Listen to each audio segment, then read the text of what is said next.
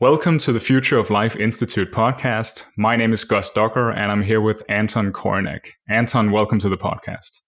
Hi, Gus. Thank you for having me. Do you want to introduce yourselves to our listeners? Hi, I'm Anton Korinek. I'm a professor of economics at the University of Virginia and the economics of AI lead at the Center for the Governance of AI. So then you're probably the perfect person to ask how automation and wages affect each other. Yeah, that's the billion-dollar question that economists have been debating for at least the past 200 years. So if we go back to the beginning of the Industrial Revolution, there was this big debate between the Luddites on the one hand and the emerging economics profession, and I guess the entrepreneurial class on the other hand, about is automation good or bad for wages? And from a big picture perspective, economists have been arguing for the past 200 years that automation is good because it is what ultimately makes us as a society much wealthier. Yet, from the perspective of an individual worker who gets automated, I think the question has been just unambiguously obvious that automation is bad for them. The big question is, how can we reconcile these two opposing perspectives? How can we make sense of that? And for the past 200 years, I guess economists have argued, well, automation is painful for the individual who gets automated, but it allows our economy to produce more with less. It makes the economy more efficient. And ultimately, after some adjustment period, it is also good for the workers that are experiencing automation because they can switch to more productive jobs and jobs that will ultimately generate higher income for them. So now we are facing the age of AI, and I think job automation is one of the greatest public concerns when people play around with tools like ChatGPT, and they see that these large language models can perform more and more intelligent tasks. So economists have jumped to their natural reaction to what we've been preaching for the past 200 years. Well, we need some automation, and we certainly need technological progress for our economy to grow and for workers to ultimately be better off. But the big question, and that's a question that I'm taking very seriously, is whether this time is different. And you have a model of how to think about artificial intelligence and wages, where one of the things you conclude is that human wages depend on the pace of automation, so on how fast different jobs and different tasks are automated. Why is it that wages will rise if automation happens slowly? Yeah, that's one of the really surprising findings, right? So I should mention this paper was motivated by this notion that a lot of people in Silicon Valley have, that at some point in the future, machines will be able to do literally everything that humans can do. And if that's the case, then it is easy to see from an economic perspective that the wages of workers are going to be at the same level as the cost of the machines that can do the same things. So in some ways, machines' cost will be a ceiling to workers' wages. Mm-hmm. Now, that may be true in some future, depending on whom we listen to, maybe in 5 years or 10 years or 20 years or much longer. But the big question is, what will our economy look like on the transition to that future as we progressively automate more and more and more? The interesting thing is, if we have a little bit of automation, then that by itself is, again, painful for the automated workers. But as long as we accumulate enough capital, it is actually beneficial for the rest of the workers because it makes their contribution to the economy comparatively more valuable. Mm-hmm. So if we automate a little bit, then we can suddenly produce this sliver of automated goods much cheaper. And that means all the other goods rise in value, and the labor producing all those other goods and services will rise in value.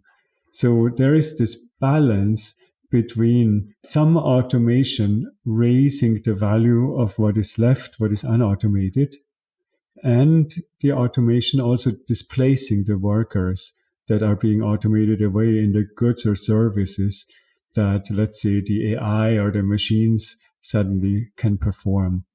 And this race between essentially automation and what is still left for humans is what determines the level of wages. This is the situation we've seen historically, that people become more productive when you have more machinery and more automation of labor that's traditionally required a lot of human labor, or tasks that's traditionally required a lot of human labor. And the question is then, that's exactly right. Can we automate, say, 90 or 99% of tasks and then have a lot of humans move into that last 10 or 1% before we reach full automation? What do you think of that? Yeah, I think that's actually almost what has happened since the start of the Industrial Revolution. Yeah. If you look at the kinds of societies that we had 250 years ago, the vast majority of people worked in agriculture. It was very hard work, and it was necessary basically for everybody's survival. And today, in a country like the US, less than 2% of the population still work in agriculture, and the rest has all moved to what our economic models would say more complex, more advanced jobs. Of course, the jobs remaining in agriculture are also much more complex and advanced because they involve operating sophisticated machinery. But in some sense, you could say, well, we have already automated 98% of those tasks that people worked in 250 years ago, because now only 2% of workers can produce that kind of agricultural output that we all need as the basis of our survival. So we are at 98% automation compared to the pre-industrial times, and we are automating more. And I think there is still quite some way to go where humans can still focus on the remaining tasks, so to say, before we are in this kind of world that we mentioned before, where everything would potentially be automated. If we then imagine that today in 2024, that's year zero, do you think the economy could do the same again, so that we could automate 98% of all jobs that exist in today's economy and end up with a similar situation? Gosh, it's so hard to imagine, right? Yeah, but it is for me I too. would say, in principle, there is no reason why that shouldn't happen.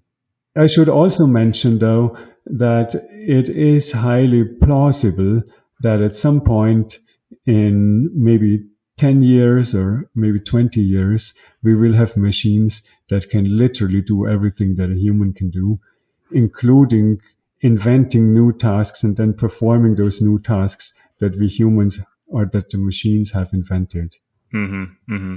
That's something we've explored in depth on this podcast. So yes, that's definitely a possibility. You describe wages as a race between automation and capital accumulation.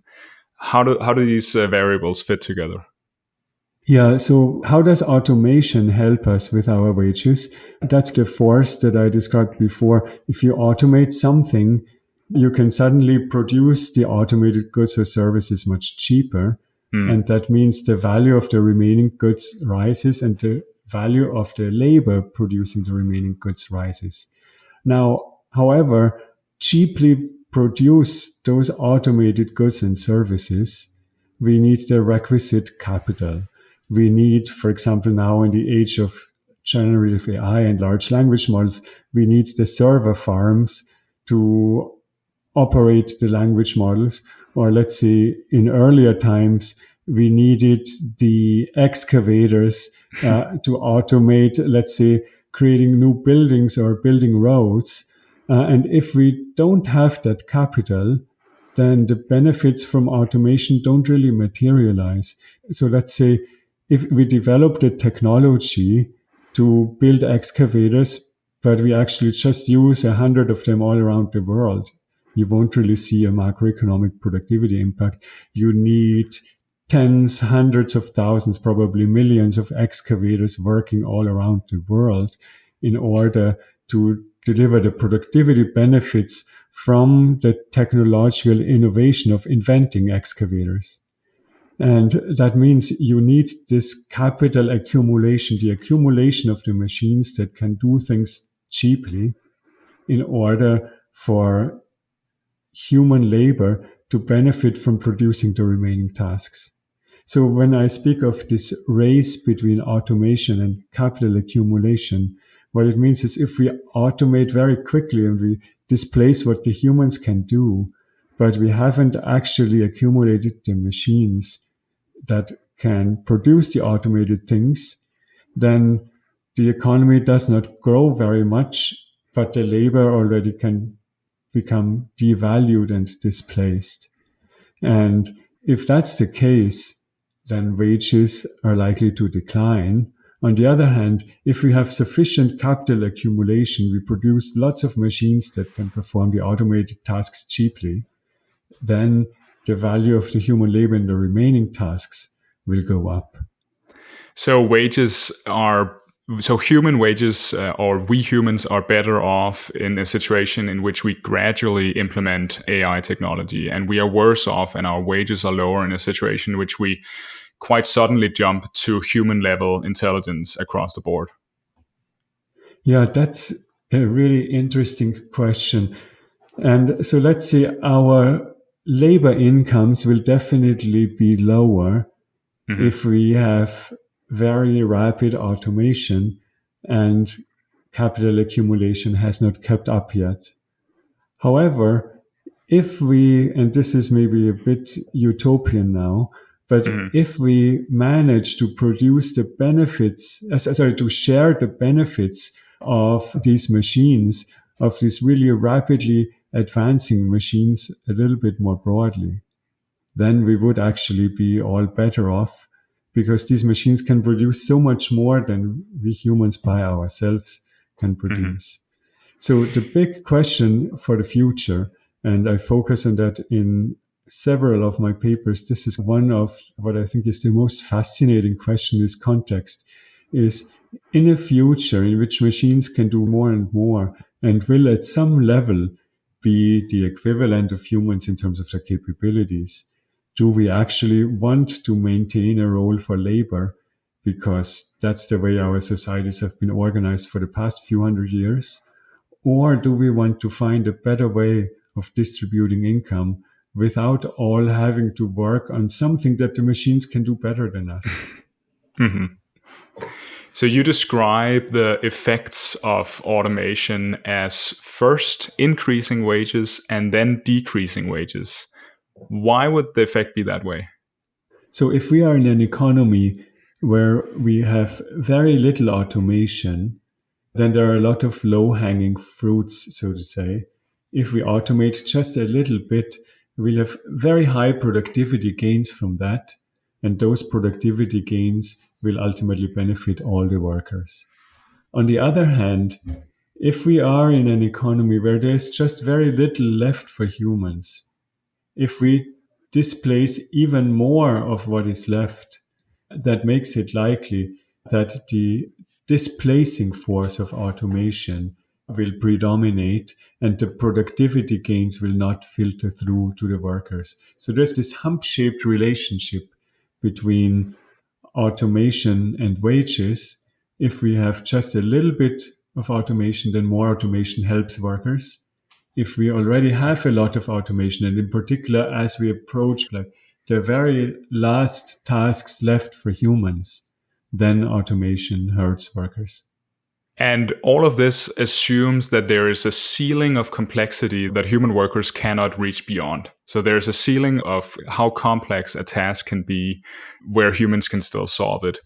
Is there a debate around whether humans are limited in the complexity of the tasks we can solve?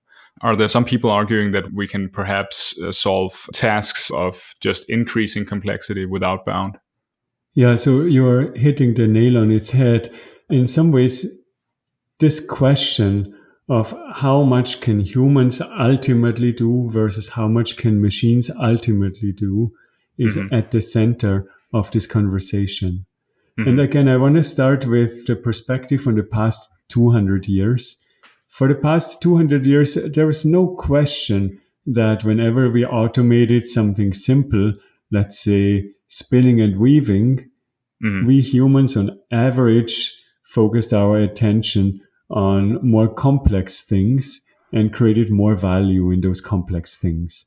And so in the narrative that economists have been telling the public to push back against Luddism and push back against the lump of labor fallacy and basically an oversimplified understanding of how labor markets work, economists have always focused on this new task creation. And I think for the past 200, 250 years, that description has been spot on. That's exactly what has happened. And as a result of that, we are so much wealthier today than we were 200 years ago. And wages are about 20 times what they were back then. Now, the big question is, how far can we extrapolate that into the future? When you speak to neuroscientists, for example, or perhaps information theorists, they will observe, well, the brain is at some level, you can say, a biological machine. The brain is an information processing device, and it's a really amazing one. And I love all the human brains that we have because right now they are the best information processing devices around. But at the same time, they have bounded complexity. They can do only so much. They have 85 billion neurons or something like that. And we can't really transcend that limitation very easily. And on the other hand, if you look at computers, can basically grow in size. The neural networks that we are training can have many more neurons, can ultimately have more connections than we have in our human brains. And that means from a pure information processing perspective, I think it is fair to say that human brains face much greater limitations than neural networks, than AI systems, than, I want to say, artificial brains. And so bringing this back to our discussion of labor, throughout our history, we have never ever had machines that were anywhere near the complexity of our human brains. But now we are suddenly on the cusp of that. And that may fundamentally change what we have experienced about the past. So in the past, we have always automated some things, and then our brains have been able to do more complex things. And I want to add a footnote here that also had to do with getting more and more education, which is something that we have to question going forward. But once these machines clearly surpass our cognitive and intellectual capabilities, it is by no means obvious that we humans would be able to invent or execute new tasks that are not also amenable to the machines. Is it the case that complexity is the same for machines and for humans? So how do we measure the complexity of a task that humans are performing? And how do we compare it to the same task if that task is performed by a computer? Yeah, so the ultimate measure of complexity that's relevant for machines is computational complexity. How many computations, how many floating point operations do we need to execute in order to produce some results? And now I should say this is kind of a moving target for the machines because we are figuring out better and better algorithms every month. And for the past 15 years, for example, there are some results that the algorithms we have developed have become twice as efficient or 2.5 times as efficient every single year. So that means to perform the same task, we need to perform fewer computations. Now, for us humans, the computational complexity of something that's much harder to wrap our minds around, no pun intended, in some ways, and this is what, for example, Moravec's paradox hints at. Some things seem very easy to us because we can do them. We can, for example, walk without really thinking hard about it. And then other things that are very simple for computers, like, let's say, adding up two 10-digit numbers, are very hard for our brains, or maybe even multiplying them. Perhaps we want to explain Moravec's paradox. This is a paradox about what intuitively seems easy to us humans might not be easy for machines. Perhaps you could explain a bit what the paradox is about. Yeah, that's exactly right. And the paradox ultimately comes from an observation about how easy it is to automate robotic tasks. Because in robotics, there are lots of things that we humans can perform very easily that are still a challenge. And I should say, these days we're making really rapid advances in robotics. So any example I mention is probably something that will soon be easily performed by robots. But an example that was a really good one just a couple of years ago was folding laundry. Folding laundry is something that we humans can do relatively easily. I can teach my 6-year-old how to fold laundry, but for a robot, it has been almost impossible just a couple of years ago because there are so many minute details, so many minute movements, coordination between basically hands and eyes, robotic hands and eyes, that were really difficult to grasp.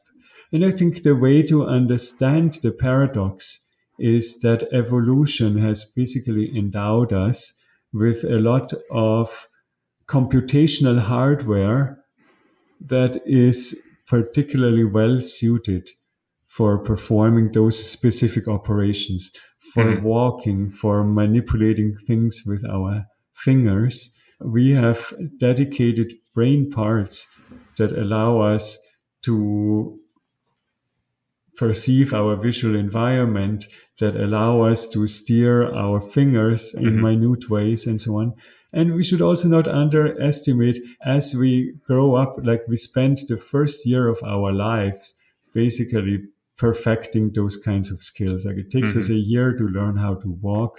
And I guess even then we are still toddlers. And when we are adults, we take it for granted that it is easy to walk, but it is something that we have actually taken a long time to learn. And by extension, also something that takes a long time to learn for robots. Yeah. And so this leads to interesting conclusions if we are to guess around about which jobs could be automated and in which order jobs could be automated. So, for example, if we compare something like being a professor of mathematics to being a dance instructor, Moravec's paradox would inform us that perhaps being a professor of mathematics would be automatable before you could automate the job of being a dance instructor.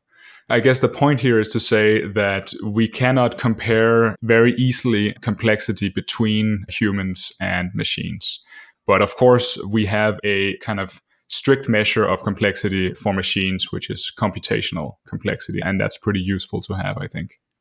Yeah, I think we cannot compare it one for one.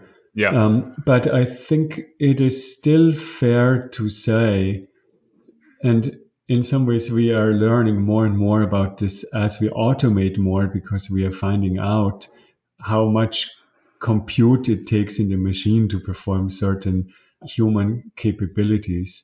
And then we are making it more efficient how to perform these capabilities. So if you have, let's say, a brain that was devised by evolution to survive in, I don't know, the savannah, then that brain is not necessarily very adept at performing math. Whereas from a pure information theoretic perspective, performing, let's say, arithmetic, for example, is something that takes very little computation. So in some ways, you can say the human brain has a disadvantage at certain computations like, for example, performing mathematical operations, and it is highly optimized for others. Now, with machines, we found that we can optimize them for whatever we need them to be optimized. In the 2010s, we trained vision systems and made them more and more efficient to perform vision tasks, like what our part of the brain that interprets the nerve signals coming in from our eyes does. In the 2020s, language models took off, which also, I guess, performed one function that our brains are pretty good at doing, although probably in a slightly different way and not as nuanced of a way as our brains are performing them. So with machines, we can fine tune them and we can make them particularly efficient at whatever specific task we need them to be efficient. With our brains, we can't do that because evolution has created them the way that they are. There's the evolutionary part, and there's also our life histories. It might not always be easy, say, if you're in your 60s, to just switch to an entirely new career. So the human brain isn't as, you could say, fungible as our computers are, in that we can't just easily move around from jobs to jobs. The billion-dollar question is, to what extent can we switch careers? To what extent can people move into the remaining jobs that are not yet automated? Yeah, that's going to be a very important question in the upcoming years. As you said before, maybe doing advanced math will be automated before dance instructors are automated. And then the big question is, will all those math professors or, we economics professors, we aren't that different from the math professors. Will we all suddenly become dance instructors?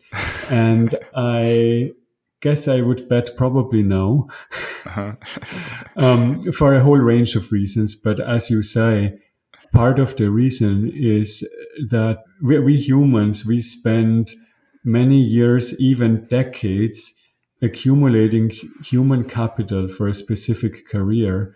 I went to primary school, middle school, high school, college, then I did a PhD.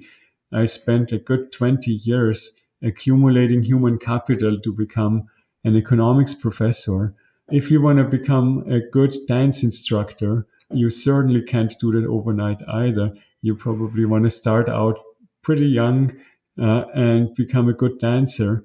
And that will also take decades or longer. And that means it's kind of hard to switch between those jobs that take a long time to train for.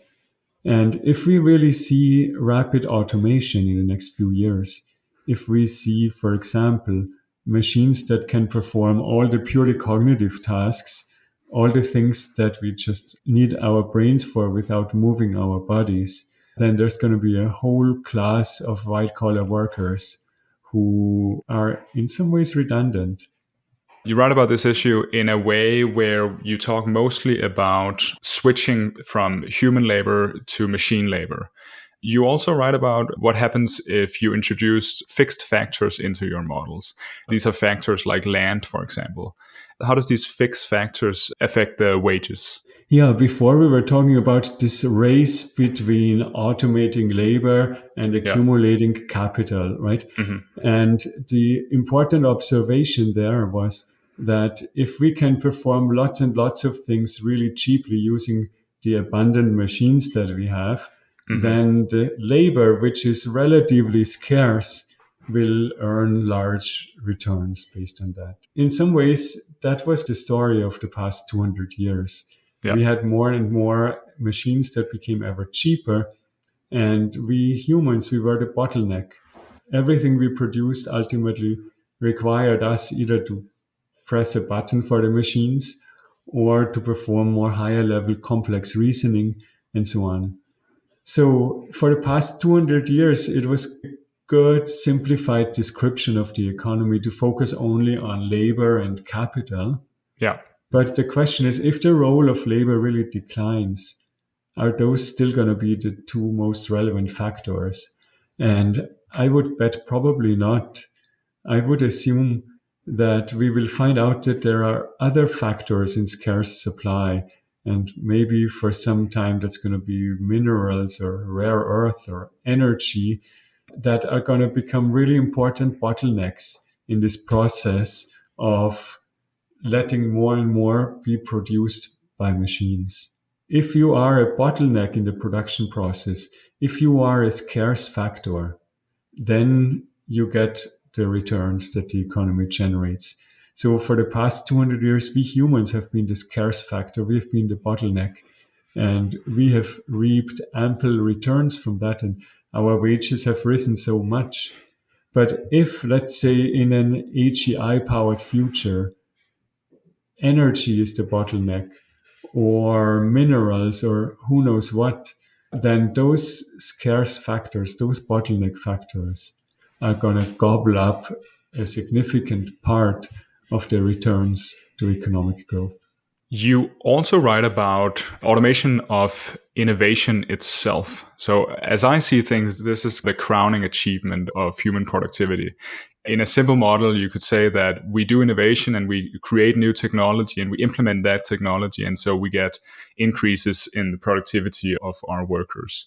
But if AI can begin encroaching on that innovation, meaning that if AI can begin innovating itself, perhaps even improving AI itself, so you have AI-driven AI research, what happens then? Is this one of these things where things can move fast and things can suddenly move in an extreme direction? Yeah, this is what von Neumann called the singularity, right?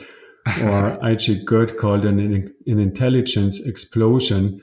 Mm-hmm. And it's also one of those things that are so hard to tangibly imagine. But in some ways, I think we can really see the writings on the wall already that Mm-hmm. it is possible for that to happen maybe later this decade or early next.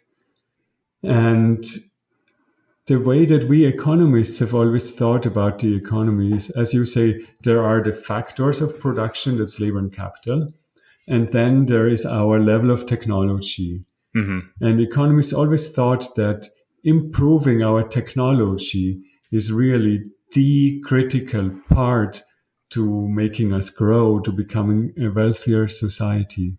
And we thought of the activities that improve our technology as science and innovation, and also rolling out those innovations throughout the economy, meaning technological diffusion. Now, if it turns out that AI can do all of these things, then technological progress is bound to accelerate. It's bound to happen much faster because if, let's say, for example, our biological minds are no longer the bottleneck for improving science, we may see a whole bunch of breakthroughs that look like low hanging fruits to the AI minds, Mm-hmm. but that are just beyond our capacity to get there. And so I think it's very plausible if we have these human and even just slightly superhuman level AIs that we will see a takeoff in technological progress. Now, would I view this as a singularity? I think as an economist, there's always some scarcity. Mm-hmm. And I think we will see a takeoff. And then at some level, the machines may also run into problems that are hard for them, even though they are superhuman. And that means after an initial takeoff, maybe things are going to level off at a higher rate of growth than we are currently experiencing. And I would find that plausible. Maybe there's going to be several waves of that, like takeoffs and levelings off, then takeoffs when we make another breakthrough, and so on. I think there are many possible scenarios. Ultimately, we also believe, according to our best understanding right now, that the universe and especially our event horizon are finite. So it means growth can't go on forever. It will have to end at some point. There are ultimate physical limits to how much growth we can get, but we are nowhere near these limits right now. When I think of an intelligence explosion, I often think of these bottlenecks that could prevent the feedback loop from getting going. So I imagine a takeoff scenario in which AI begins to improve AI itself. And those gains then help the next cycle in the feedback loop. But there are just so many things that have to go right for that to work. I'm thinking, for example, you mentioned energy as a constraint. It could also be regulations in terms of how these systems are allowed to be implemented, whether they're allowed to improve themselves. There are many things that have to go right before AI can improve itself. But it's interesting to me to hear from you, an economist, that this is actually somewhat plausible to you, because it's often physicists and computer scientists that kind of buy this intelligence explosion idea. And I often get pushback from economists. So perhaps you could lay out, why is it that other economists might be more skeptical, and why is it that you might find this idea plausible? Yeah, I think there's two reasons. The first one is, you'll not be surprised to hear that among a lot of economists, the notion, the possibility that AI may reach human levels of intelligence is still something that's more science fiction than a plausible real world scenario. So there are some fundamental beliefs that people have against such a scenario. But then the second question, and that's where it gets really interesting to me as an economist, is imagine we do have this kind of intelligence takeoff, I want to call it, not singularity. What would that actually imply for economic growth in the way that we classically think about it? And I can see the following possibility, and in some ways that actually seems like a pretty plausible scenario to me. I can see that the machines take off and become much more advanced really quite quickly, and that our human world does not really change as much as, let's say, the machine world advances. And I would almost say we humans, we don't want our world to be turned upside down in a very short amount of time. I think a very fast takeoff that changes the face of the earth would probably be a misaligned takeoff. It would not be in human interests. Humans want things to evolve more slowly at a pace that they can at least somewhat wrap their heads around.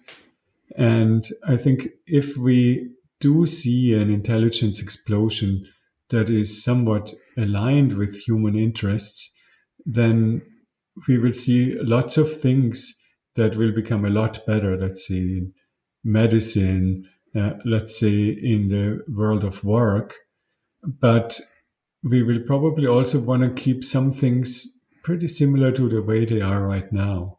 And then ultimately the question is a question of measurement. How would we value and count the advances that we are experiencing? Would that be reflected in something like the human concept of GDP, or would it not? So in one of my papers a couple of years ago, I tried to go down the rabbit hole of this measurement question. And I realized that the way that we currently measure GDP would not really be able to do justice to an intelligence explosion. And if you were to measure GDP from the perspective of the machines, they would come to quite different numbers.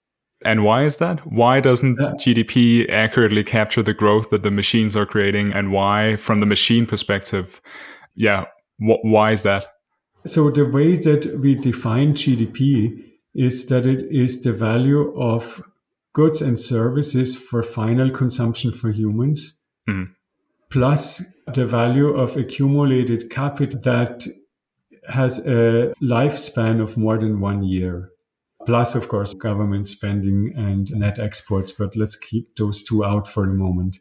Now, it turns out a lot of the things that the AI would quote unquote consume would not count as capital under our conception of GDP.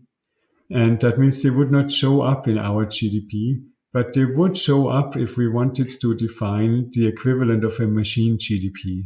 So let's say you have, let's make it really tangible. Let's say you have a this is, of course, at some level, it's a ridiculous scenario. But let's say you have a billion robots that are happily operating and living lives like you and I. Mm-hmm. And they are not producing a lot of human goods because they are living happily for each other. That means they wouldn't show up in human GDP. Yet, if you ask them, they would say, well, of course, we are quite wealthy and we have a lot of resources and our output is growing very fast. Mm-hmm. And you can almost think of it as two separate worlds, two separate islands that are growing at very different rates. You could have this kind of AI island growing at double-digit rates, and at the same time, the human economy may just get a tiny little boost from all that growth, but not be that radically changed. How could that be the case in the same world? So are you measuring world GDP in both scenarios? And if so, wouldn't the fact that the robot world is experiencing double digits of economic growth affect the human world more? For example, if they begin consuming lots of energy, they begin creating large chip factories and all of this, wouldn't this affect the human world more? Yeah, so let's push just that thought experiment a little bit because it's a useful way of thinking about it, not because it's a very realistic experiment. But yeah, ultimately, human GDP revolves around human consumption. And what I would call the machine GDP would revolve around the machine consumption. And if the machines consume a lot of energy and we don't get all that much in return, that would actually subtract from our GDP because we have less left to consume. Now, I hope it won't be that bad. I hope we will get some benefits. Let's say we will get a lot better healthcare, we will get a lot better entertainment, and so on and so forth. And that would show up in our GDP. But there are also going to be some aspects of our GDP that won't be affected all that much. Like, let's say, I'm looking around at my house right now. The construction of real estate is a really big chunk of GDP. I don't know how much that's going to be affected by human level or superhuman level AI in the near future. And there are several buckets of GDP that I think will not be fundamentally revolutionized, in part because people don't want things to change too quickly. And so that's the reason why robot activity and robot GDP doesn't affect human GDP that much in this thought experiment.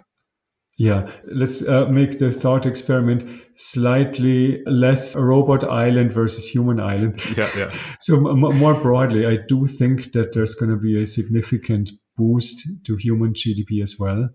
Okay. The extent of that boost depends on how well aligned the AIs are going to be, and in particular, how the distribution of income is going to look like.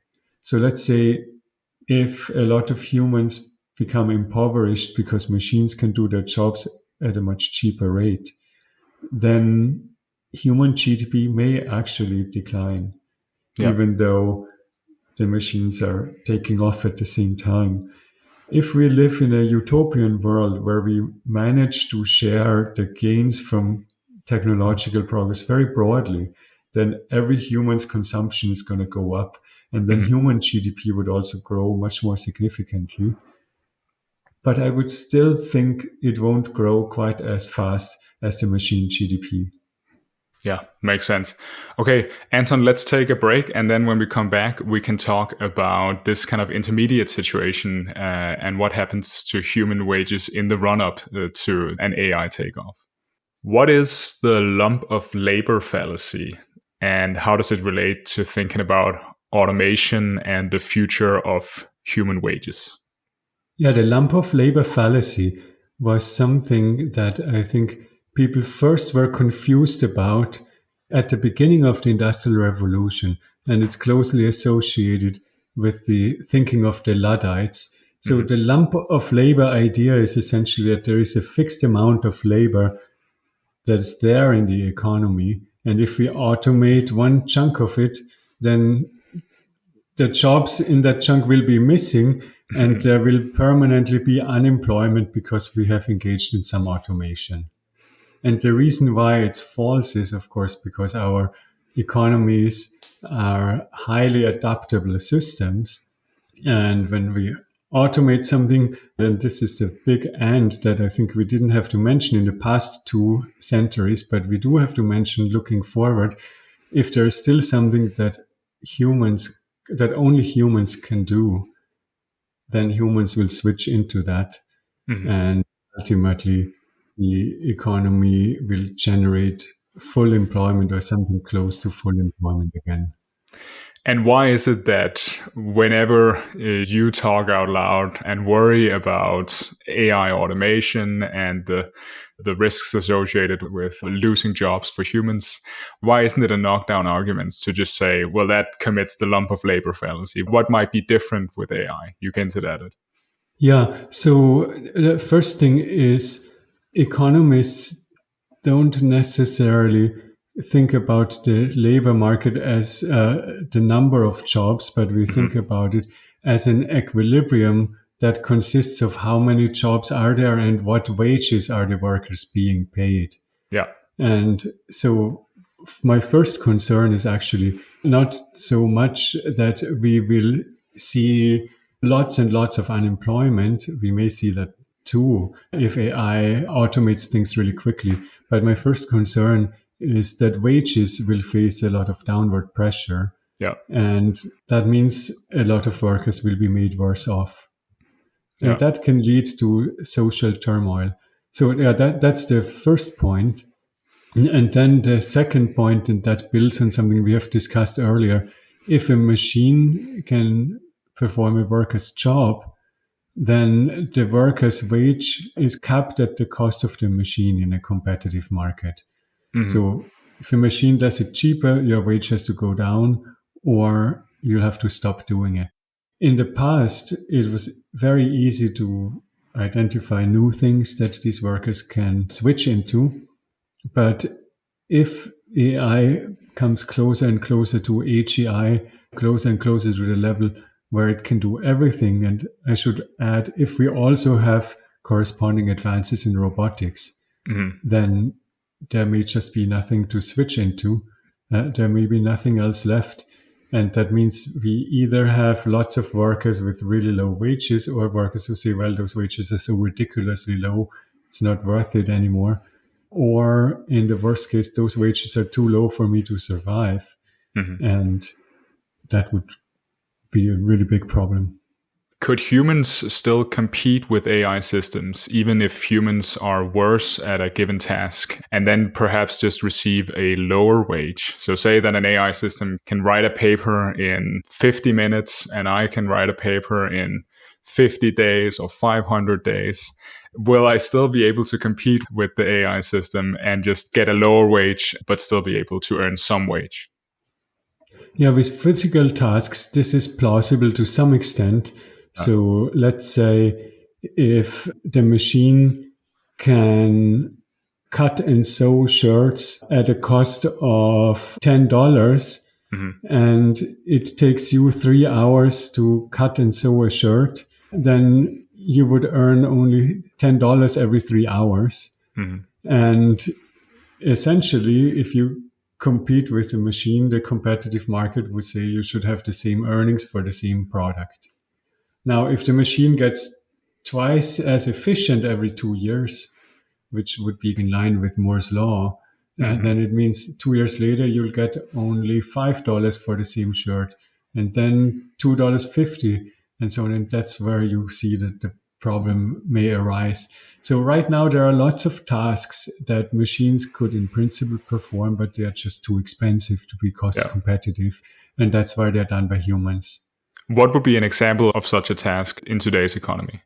Yeah, in some ways, in every complex production process, you have this mix of human tasks and robots tasks. So let's say you go in a factory, there are lots of things that are being done by robots, by industrial robots. But then, for example, a human ferries a big pile of product from one machine to the next one. And in principle, you could design a machine for that. It just wouldn't be cost competitive. What about in more white-collar jobs? What would be an example of something that perhaps could be automated at a certain cost, but right now is too expensive?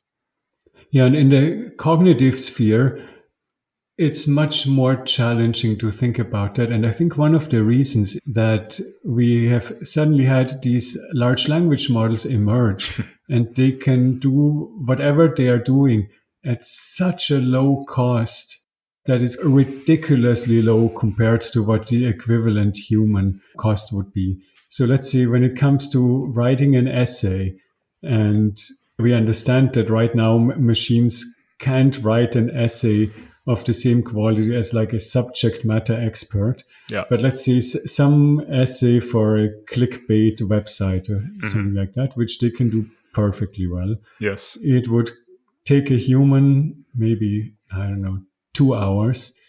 It takes a system like GPT-4o maybe 20 seconds, or let's make it a little bit long, half a minute. The token cost associated with it will come out somewhere in less than $1. And for the human, the cost of spending 2 or 3 hours on that same essay would, traditionally speaking, we would expect them to be paid more than $50 probably. And there is like a factor of 100 in between those two costs. And that makes it very hard to imagine a human saying, well, all right, from now on, I will write my essays and I'll earn only 50 cents for each one of them. And by the way, next year it will be not 50 cents, but it will be 12 cents. And you get the idea. Yeah.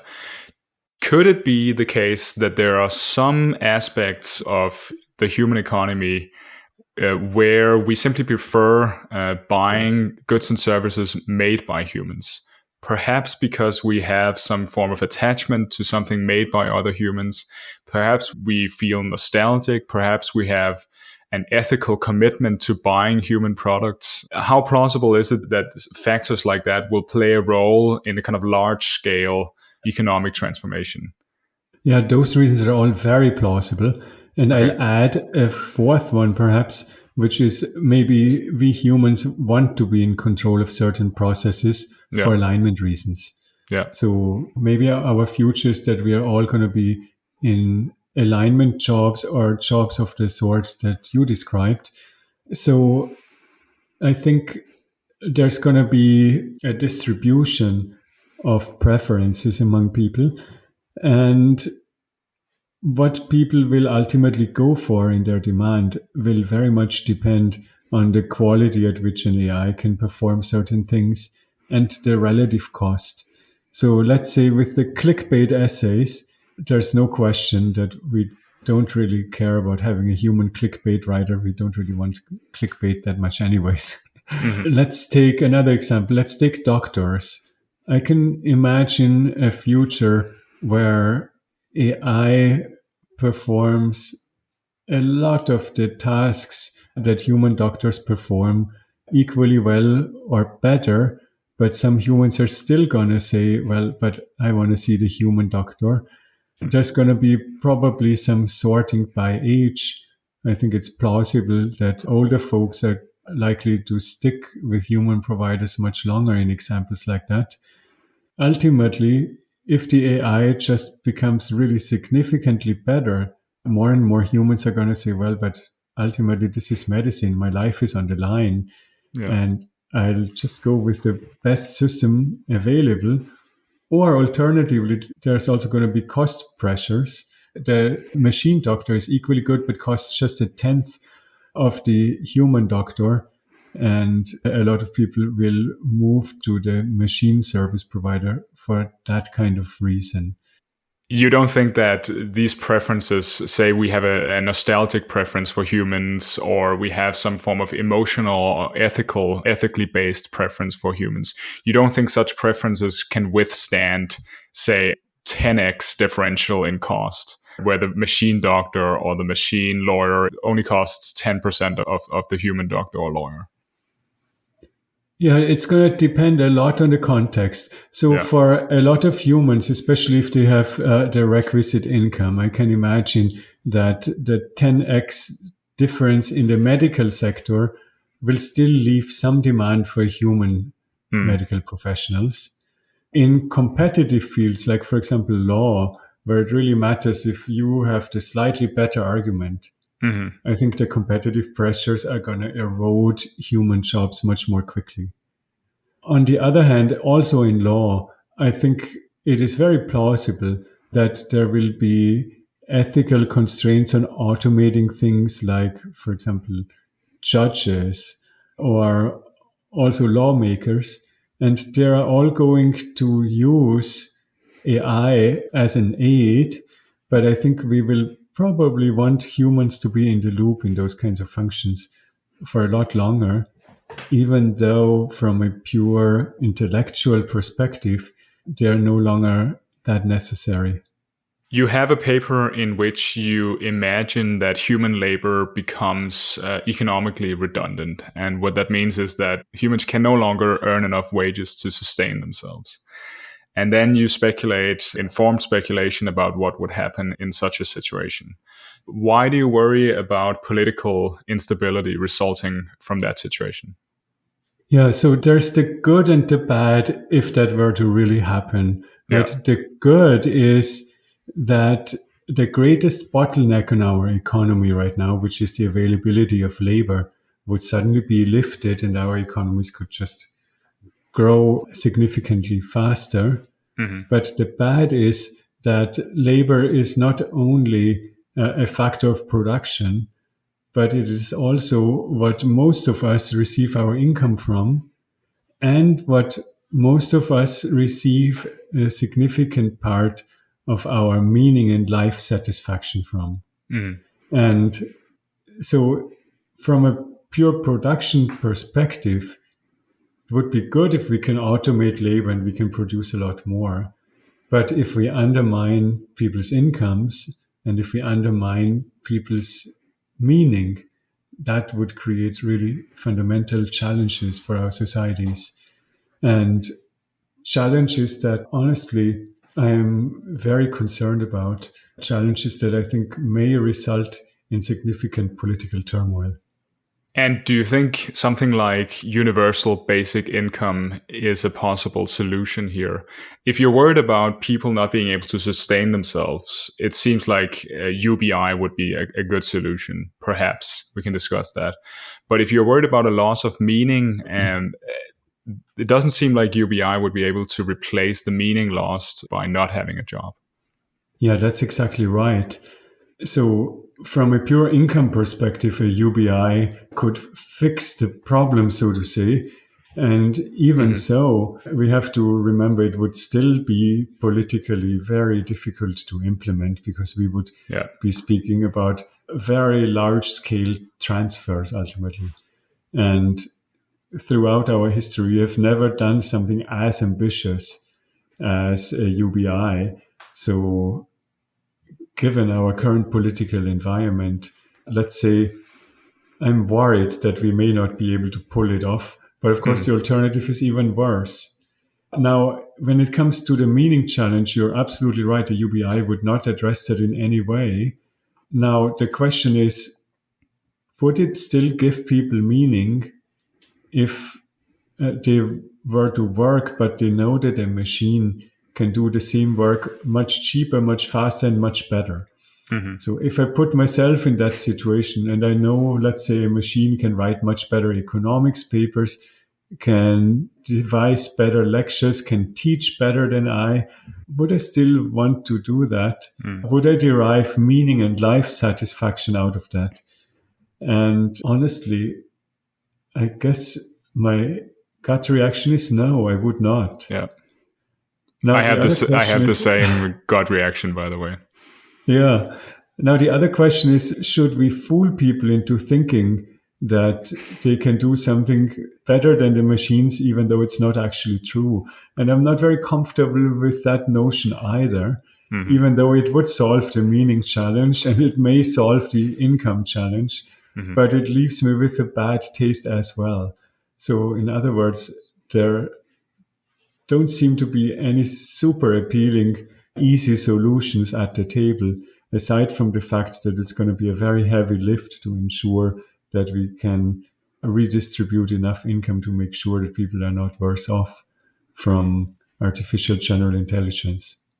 So, yeah, what would be my best bet? Because I do believe there is a very high likelihood that this is all coming at us and that it is coming probably sooner than most people realize.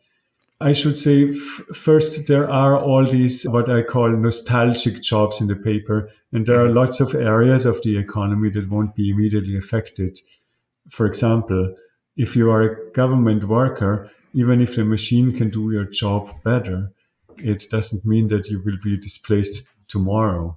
On the other hand, if you work in a highly competitive sector, let's say you are a consultant at one of the leading consultancies of the world and the machine can do your job better, then you may be displaced a lot faster.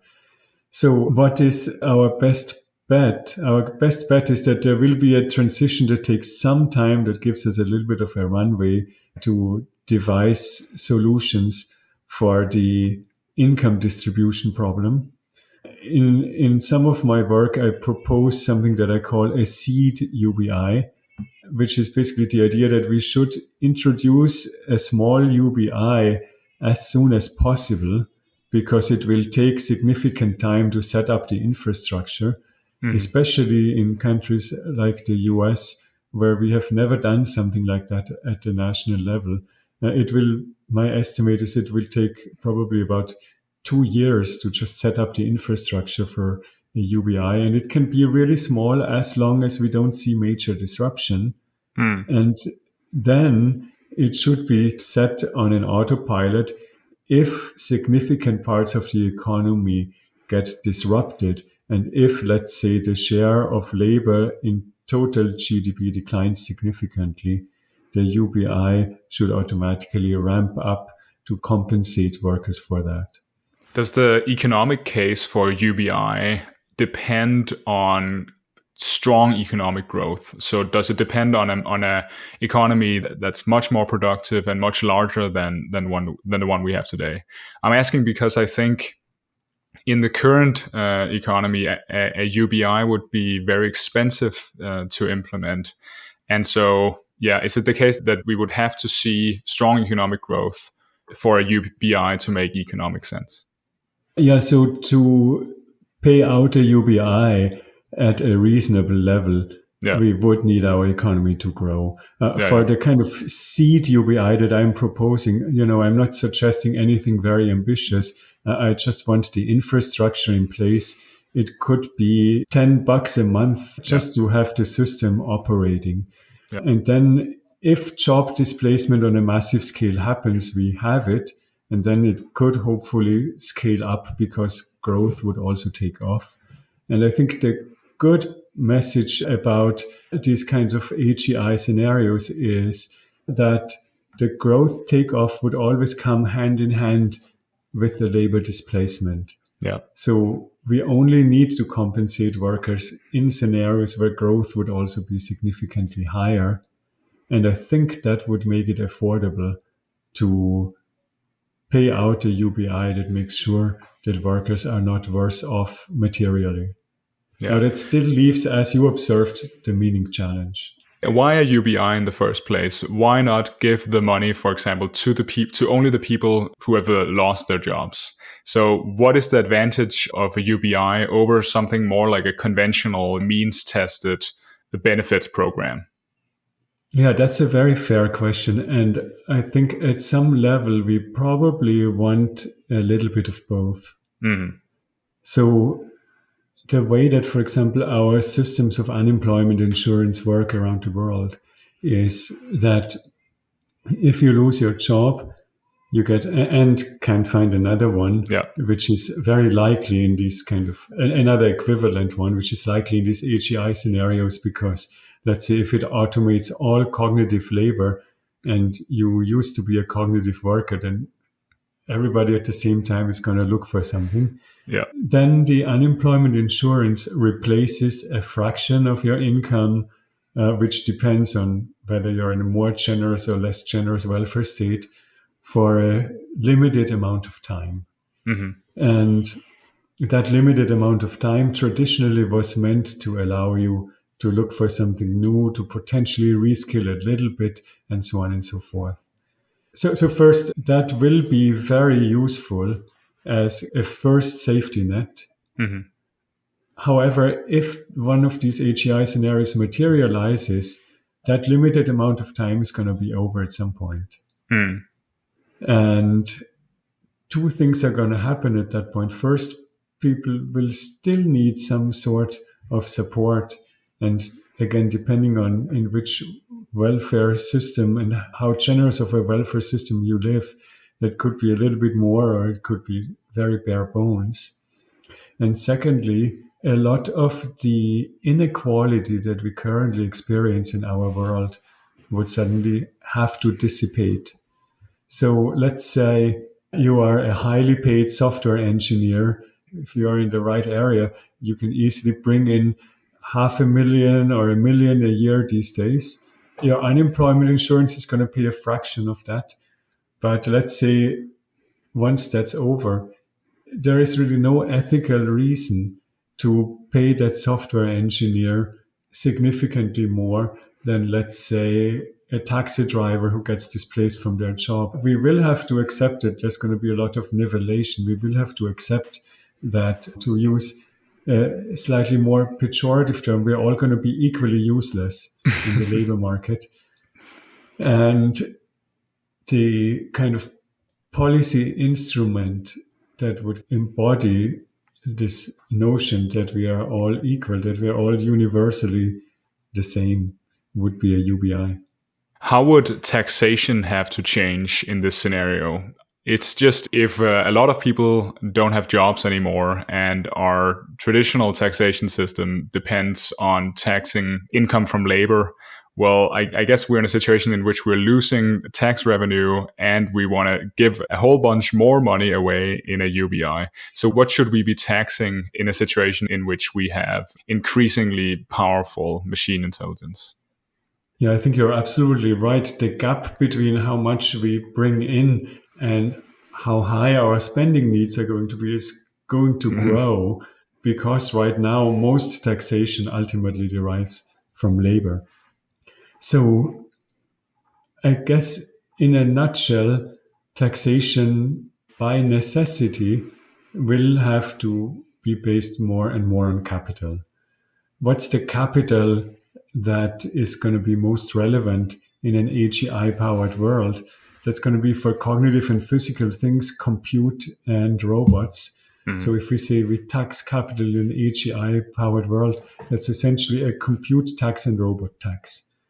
The positive part is if our economies grow really fast and if compute and robot capabilities grow really fast, those tax rates won't necessarily have to be very high to afford what we want to spend. But we will still need to have them. And I think it is true that taxes on these two resources are going to impose some distortion. They're going to make the economies grow marginally less fast. And there's going to be a lot of contention about that. And let's say the AIs, because at that point, humans are not going to be as relevant. They're going to argue, well, we can't pay such high taxes because we're going to fall behind. And we're going to fall behind in national competitions, international competitions. And we really should skimp a bit more on how much we pay to those humans. And so that may be one of the big distributive conflicts going forward. But at the same time, I would view this as a question of alignment. If we want those AIs to be aligned, part of that alignment is to take care of the basic material needs of humans, and ideally a little bit more than just the basic needs. We want those humans to, including you and me, to live well, to have a decent livelihood, and to enjoy some of the fruits of the technological progress. Yeah, I agree. We should talk about your paper called Concentrating Intelligence, Scaling Laws and Market Structure in Generative AI. So what is market structure, and what is the market structure of specifically generative AI foundation models? Yeah, Concentrating Intelligence. That was a title proposed by Claude. And I think it's a very nice pun because the markets in which these companies are operating are becoming more and more concentrated. So yeah, what is market structure? Market structure basically looks at how many players there are in a given market and how they are related to each other, whether they are, for example, vertically integrated between suppliers and producers, and how much competition there is between the players. And as AI is playing this really growing role in our economies, the market structure of that market is also going to become more and more important. And I should say it's not only the market structure for the AI systems themselves, but also the market structure for compute, for chip production. And that's really where we see the biggest monopolies right now.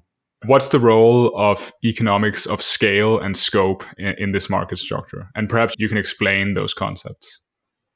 Yeah, so economies of scale means that as you produce more, your unit cost of production goes down. So in a lot of economic areas, that's not the case. For example, if you are a hairdresser, if you want to cut 10 heads, it's going to take 10 times as long than if you want to cut just one head. On the other hand, in the context of AI, we face these massive training costs. And then the more you operate the AI systems, the more inference you engage in, the more you can amortize that massive training cost over a larger number of output tokens, so to say. And that means that cheaper per unit, the all-in cost of operating the AI becomes. So in the context of our current foundation models, people are estimating that the cutting edge systems are soon going to be like in the range of billions of dollars. And that means only very few players will be able to afford to participate in that market. And that means there's going to be a small number of players. The market will be very concentrated. And those players therefore have some market power, which allows them to charge more than they would be able to charge in a situation of perfect competition. And economics of scope here would mean that after you've trained a large foundation model, you can serve that model to billions of people in the best case scenario, let's say, and you benefit economically from that. Yes, so economies of scope means that there are essentially positive spillovers between producing things in multiple different markets. So let's say if you want to offer haircuts and cleaning services, there are not a lot of positive spillovers between those two. And that means if you are a company that offers both, you won't be able to do those two things more cheaply, and you won't be able to undercut rivals because of that. On the other hand, there are some economic areas where there are very strong economies of scope. So let's say if you generate a language model that acts as a call service center agent, it turns out the best way of doing that is actually to create a very general system. That system may also be really good at providing you with medical diagnosis. So it's two separate markets. But you can spread your costs of producing the system over both markets, or I guess in the case of generative AI, especially as we come closer to AGI, you can spread that cost of serving all these different markets across the whole system.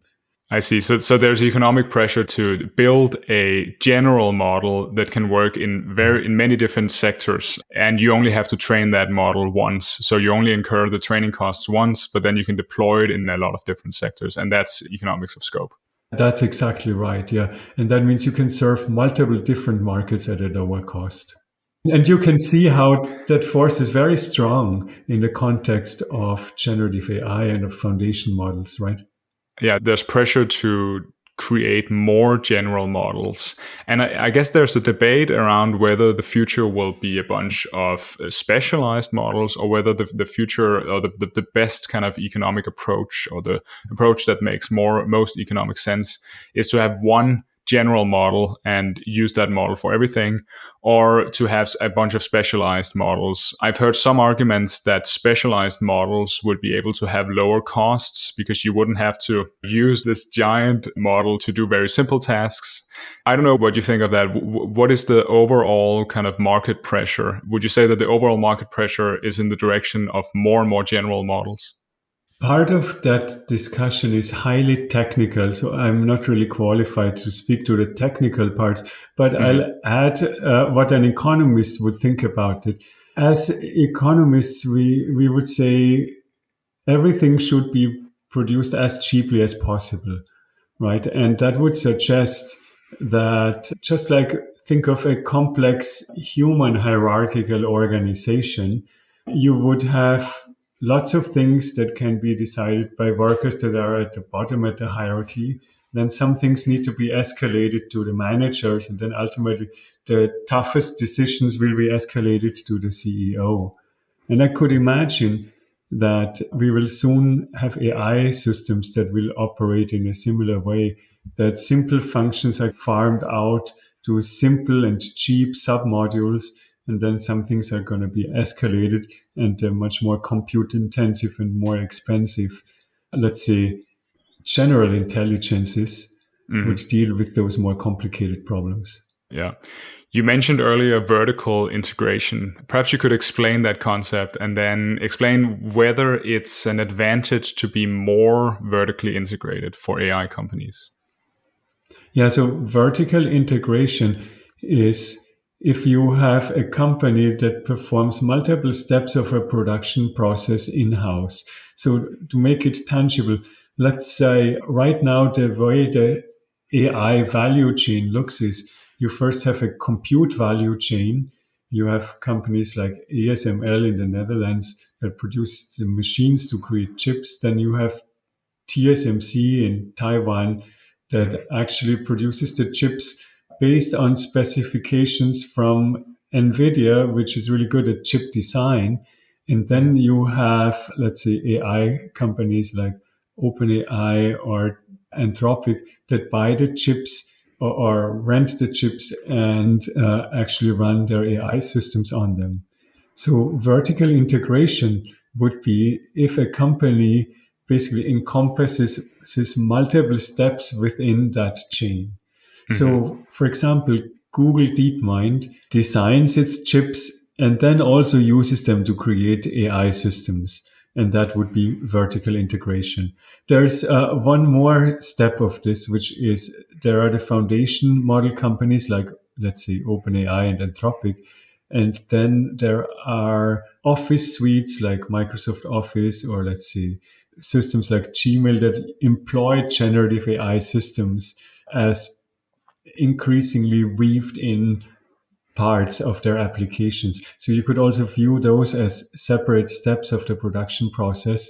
And again, in the case of Google, they would be vertically integrated. In the case of OpenAI and Microsoft, you can still argue those are two separate organizations that perform these steps separately. Yeah, so in your paper, you describe it as upstream vertical integration, which meaning integration with the suppliers of inputs, such as chips or data or energy, and then downstream vertical integration, which would be integration with distribution. So as you mentioned, Gmail or other Google products to get the AI features into the hands of consumers. Yeah, so you were also asking for the benefits and disadvantages of vertical integration.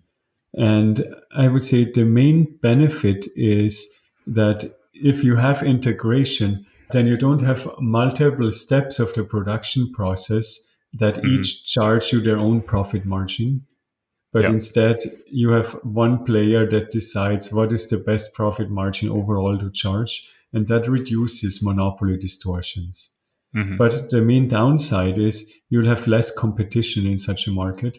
So, for example, let's take an extreme case. Imagine NVIDIA owned OpenAI Hmm. and then uses all its chips to only give them to OpenAI, and nobody else would have the chance to train Yeah. AI systems that are anywhere near. So you would have much less competition in such a market.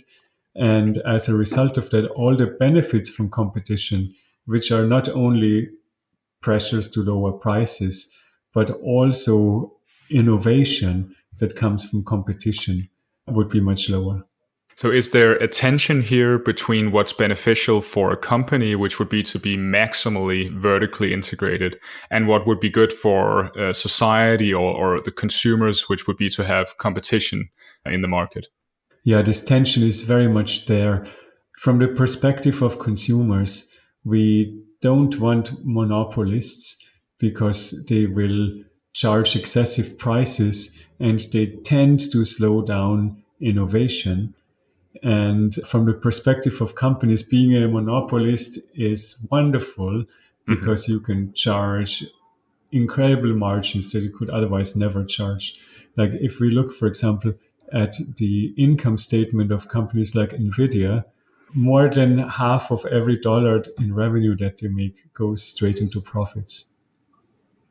Yeah, that's extreme. Okay, what do we know about how the top AI players right now are competing with each other? What do we know about the different strategies of OpenAI, Google DeepMind, Anthropic, and so on? Yeah, I should say I don't know too much detail about the cost structure of these companies, Mm. but it does seem that the competition is really quite fierce. Yeah. It seems all the top players are in a race to gobble up market share. I assume they are charging probably just at their variable cost, meaning they take the training on the chin and then they are just charging the user however much compute it costs to run inference Hmm. without really earning much of a margin. And as a result of that, the market is very competitive right now. But the problem is the following. We have seen this a number of times in the past. We have seen this with, let's say, operating systems where players at first sell their systems at a very low cost. And then once they have lock in of the market, costs Mm. suddenly go up. And so one of the risks in the market for, let's call it large language models, is that people become somewhat locked into a player. And then that player would suddenly have much greater market power and would have the ability to raise prices significantly. Now, the question is, and that's again a technological question, how easy would it be to lock in users Mm. versus how easy would it be for users to just switch to another provider? Let's say the current provider increases their costs too much. And I guess at some level, it's an open question. I think people always underestimate how slow consumers are to move, Mm. especially when they have to get used to a specific interface, get used to how to write their applications around a specific API, and so on and so forth. But I think there will still definitely be some competition. Now, I'd say one other thing that's really interesting about the competition that we are seeing right now is it's not so much about price, but about who has a slightly better model. And Mm. as a user, I both relate very much to that because I always switch to whatever is the best model at any given moment. And I also see that right now users are deriving a lot of benefit from this type of competition. Yeah, but you worry that once users are logged in, companies will begin charging them higher and higher prices, and it'll be difficult for users to switch at that point. Yeah, so that would essentially be the worry. There's something to that, because one issue here might be that if you have a bunch of your personal data in, say, Google services, and only Google's AI has access to that data, it might be very difficult to switch to another AI, because then you lose all of this context that could perhaps make an AI very useful in your life as a personal assistant, say. To what extent is this a kind of self-solving problem? Because if Google begins charging me just exorbitant prices, at some point it'll become too much and I will switch, right? So at some point, competitors will be ready to take over, to take my business from Google. To what extent will this problem solve itself? And to what extent do we need regulation to solve it? I think ultimately it's an open question. I think you're absolutely right that force of competition is there to some extent. Mm-hmm. But let's say you have used, for example, Gmail for the past decade or longer. Which is true, by And the you way. have used Google Calendar for the past decade or longer. Mm-hmm. And moving all that to a different platform, it would entail a significant cost. So Google would have essentially the market power to raise their prices up to the point that you find, oh, now it's really worth it for me to switch to Microsoft Office. And I trust that Microsoft won't do the same thing 2 years down the line.